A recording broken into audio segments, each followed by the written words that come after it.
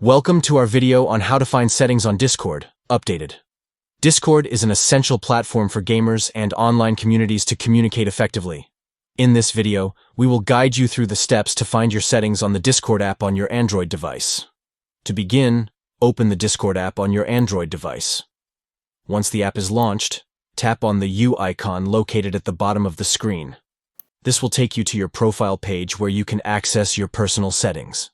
Now, to access the settings menu, you have two options.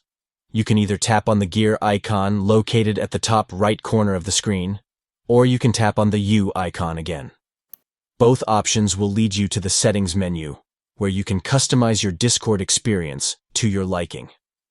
In the settings menu, you will find a variety of options to adjust, including account settings, appearance settings, notification settings, and more. Take some time to explore and tweak these settings to suit your preferences and needs on Discord. That's it. You have successfully found the settings on Discord. We hope this video has been helpful in navigating the app and customizing your experience. Thank you for watching, and happy gaming!